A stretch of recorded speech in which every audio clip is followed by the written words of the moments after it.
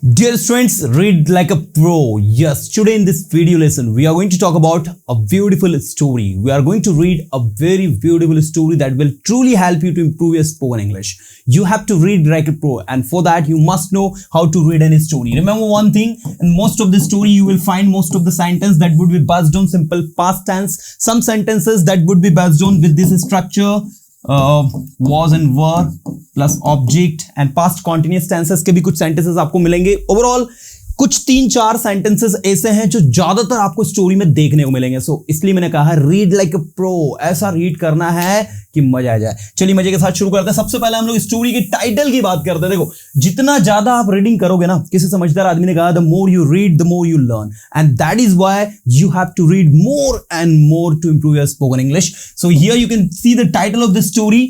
Excess of anything is bad. अति सर्वत्र वर्जित. इन संस्कृत इट्स कॉल्ड अति सर्वत्र वर्जित. हिंदी में कहते हैं किसी भी चीज की अति बुरी होती है. एक्सेस का मतलब होता है अधिकता या अति. ऑफ एनीथिंग मतलब किसी भी चीज की. बैड मतलब बुरी है, एडजेक्टिव. चलिए शुरू करते हैं. वंस अपॉन अ टाइम एक फ्रेज है जिसका मतलब होता है एक समय की बात है. There was a pasture. भाई पास्चर एक नया वर्ड मिला है. पास्चर समझते हो किसको कहते हैं? बाड़ा, मैदान, घास का मैदान, उसको कहते हैं pasture. Near the edge of a forest. Edge का मतलब समझते हो क्या होता है? एज मतलब होता है किनारा. जो नदी का किनारा होता है ना, उसको उसी तरीके से एज ऑफ अ फॉरेस्ट. एक जंगल के किनारे पर एक क्या था? बड़ा सा पास्चर था, घास का मैदान था, बाड़ा था. शेफर्ड्स. शेफर्ड्स किसे कहते हैं? जो भेड़ बकरियों को, पशुओं को चराने का काम करते हैं, उनको चराने के लिए ले जाते हैं. चरवाहे इन हिंदी इट्स कॉल्ड. उनको शेफर्ड्स कहते हैं. Shepherds of the nearby villages. आसपास के गांव के जो चरवाहे हैं. केम, देखो simple past tense. Came there, वहां आते थे. With their फ्लॉक्स. फ्लॉक्स मतलब समझते हो क्या होता है? झुंड. जो पशुओं का उनका झुंड होता है, उसके साथ में वहां आते थे. While the flocks grazed. While का मतलब यहां निकल रहा है जब. जब उनके फ्लॉक जो है, उनके झुंड जो है, ग्रेज करते थे. एक नया वर्ड मिला. ग्रेज मतलब होता है पशुओं का चरना. नोट करते चलो. वो आपकी कौन सी फॉर्म मिली है? Second form, simple past tense. देखो थोड़ा स्लो करके पढ़ाता हूं. सबसे पहली चीज, रीडिंग में क्या जानना जरूरी है कि अगर कोई स्टोरी रीड कर रहे हो तो most of the sentence that would be based on simple past tense. अब आपको यह बताने की जरूरत नहीं है सिंपल पास्ट टेंस क्या होता है.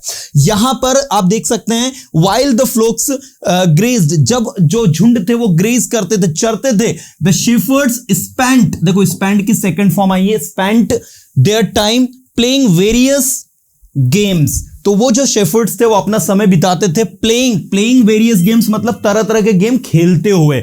यहां पर प्लेइंग जो है वो आपका जीरण की तरह आ रहा है. ठीक है, point to be noted everyone. Play में आईएनजी लगाएं, इसका मतलब वो कोई काम करते हुए. प्लेइंग वेरियस गेम्स, तरह तरह के गेम्स को खेलते हुए वो अपना समय बिताते थे. जब वो उनके फ्लॉक्स जो थे, एनिमल्स जो थे, वो चरने का काम करते थे उस टाइम पर. तो ये एक पैराग्राफ हमने पढ़ा और हमको पूरा समझ में आया, जिसके अंदर हमने सिंपल पास्ट टेंस को देखा. तो यहां पर देखो एक सेंटेंस ये पास्ट का मिला हमें, दूसरा केम, तीसरा फ्लॉक और चौथा ये. तो आप देख सकते हैं हर जगह हमको सिंपल पास्ट टेंस देखने को मिल रहा है. आगे बढ़ते हैं. At the end of the pasture के एंड पर, जहां पर वो पास्चर खत्म होता था, there was a big tree. वहां पर एक बड़ा सा पेड़ था. हैविंग अ बिग होलो मतलब समझते हो खोखला. ठीक है, मतलब एक बड़ा सा पेड़ था जो कि कैसा था? खोखला था अंदर से, but with a narrow opening. लेकिन क्या थी उसमें? एक नैरो ओपनिंग थी. नैरो मतलब होती है सकरी, ओपनिंग मतलब होता है खुलना, है ना.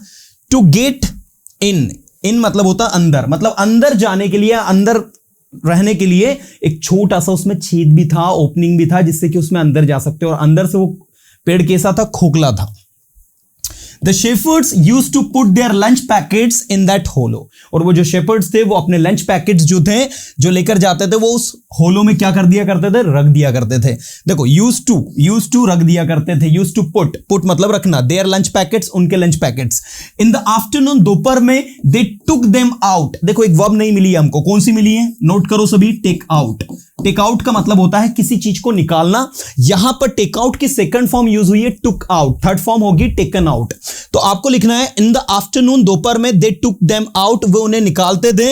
एंड एंजॉयड, देखो एंड से जुड़ा है इसलिए यहां पर V2 है, इसीलिए एंड के बाद हमने अगेन V2 लगाया. Enjoyed their mid day meals together. और साथ में अपने मिड डे मील को क्या करते थे? सभी शेफर्ड्स एंजॉय करते थे. अब क्या होता है स्टोरी में ट्विस्ट. वन डे, एक दिन, अ हंग्री फॉक्स. एक भूखी लोमड़ी happen to come that way. याद रखना है word happen to come that way का मतलब होता है उस रास्ते से गुजरना हुआ। हैपन टू स्पीक मतलब बोलना हुआ, हैपन टू कम आना हुआ, हैपन टू गो जाना हुआ, हैपन टू स्पीक बोलना हुआ, हैपन टू राइट लिखना हुआ।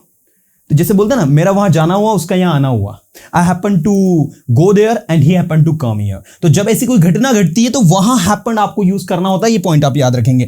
तो एक दिन एक लोमड़ी का वहां से उस रास्ते से निकलना हुआ। He got the flavour of lunch packets. उसको लंच पैकेट्स की फ्लेवर आ गई, खुशबू आ गई, महक आ गई। And followed it to reach the hollow. और वो उसको फॉलो करते, उसकी महक को फॉलो करते कहां पहुंच गई? उस होलो के पास पहुंच गई। His belly was sunk inside due to hunger. उसकी जो बेली थी, पेट था, वो संक सिकुड़ गया था, मतलब अंदर चला गया था। इनसाइड ड्यू टू हैंगर, भूख के कारण अंदर चला गया था, है ना। So he was able to get inside the hollow. तो वो आसानी से होलो के अंदर क्या हो गई? चली गई, है ना। विदाउट मच डिफिकल्टीज, बिना किसी परेशानी के वो जो उसका पेट था वो अंदर था भूख की वजह से, तो आसानी से क्या होगी? अंदर चली गई। अब आगे देखते हैं हम लोग। नाउ अब यहां से हम लोग पढ़ रहे थे, ये हो गया था हमारा। He ate up the contents of all the lunch packets. उसने सारे के सारे लंच पैकेट्स के सारे कंटेंट को खा लिया। हिज बैले बफ अप, एक नई वर्ब आपको मिली है इसमें। पफ अप का मतलब होता है किसी चीज का फूल जाना, बड़ा हो जाना। Puff up on both sides, दोनों साइड से उसका जो पेट है, बेली है, वो क्या हो गया? पफ, बढ़ गया। And he was not able to come out of the hollow. और वो होलो से अब बाहर नहीं आ पा रहा था। सून द शेफर्ड्स केम, बहुत जल्दी शेफर्ड्स वहां आ गए। There for their lunch packets, अपने लंच पैकेट्स के लिए। दे फाउंड, देखो फाइंड की सेकंड फॉर्म है यहां पर। फाइंड मतलब होता है पाना, इसकी सेकंड फॉर्म क्या है? फाउंड। तो उन्होंने पाया किसको? फॉक्स को। There and gave him sound beating, और उसको अच्छी खासी साउंड बीटिंग दे दी। तो भाई एक प्यारी सी स्टोरी हमने पढ़ी है जिसका मोरल क्या है? Overall moral of the story, excess of anything is bad. तो भाई किसी भी चीज की जो अति होती है वो बहुत बुरी होती है। अब देखो, आपने इस स्टोरी को पढ़ा and you found that most of the sentence are from simple past tense. इसका मतलब ये हुआ कि किसी भी चीज को, किसी भी टेक्स्ट को अगर आप रीड कर रहे हो, स्पेशली वो अगर स्टोरी पर बेस्ड है, तो आपको ज्यादातर कंटेंट सिंपल पास्ट टेंस के मिलेंगे। अब आपको करना क्या है? इस स्टोरी को एक बार फिर से रीड करना है, एक बार फिर से इस स्टोरी को आपको देखना है। और देखने के बाद में आपको कोशिश ये करना है कि आप इस स्टोरी को अपने शब्दों में बोल पाओ। क्योंकि स्टूडेंट्स याद रखिएगा, रीडिंग का फायदा आप तभी ले पाओगे जब रीड किए हुए कंटेंट को, रीड किए हुए टेक्स्ट को अपने शब्दों में बोलो। या फिर अगर मैं आपसे कोई क्वेश्चन करूं that would be based on this story, so you should be able to reply it in your own words. मतलब आपको वो अपने शब्दों में उत्तर देते हुए आना चाहिए, आंसर करते हुए आना चाहिए। अगर आप उसको आंसर कर पाओ, अगर आप उसको आंसर सही तरीके से कर पाओ कि भाई मैंने पूछा आपसे कि भाई what is the moral of this story, इस स्टोरी का क्या मोरल है ना, what do we learn from this story, हम इस स्टोरी से क्या सीखते हैं। Okay, why did the shepherds beat the fox, shepherds ने फॉक्स को क्यों पीटा। ओके, तो इस तरीके से कुछ भी हम लोग अगर आपसे क्वेश्चंस पूछते हैं तो आपको उसका आंसर बनना चाहिए। और यही अगर आप आंसर कर पाते हो तो मैं कहूंगा कि आपकी रीडिंग सही है। सो डियर स्टूडेंट्स, अब मुझे आप कमेंट करके बताओ कि क्या आपको सच में ये पूरी स्टोरी समझ में आई। अगर आई है तो इस स्टोरी को एक बार खुद के शब्दों में लिखकर देखो और बोलने की कोशिश करो। And trust me, if you are able to speak it, no one can stop you to speak English confidently.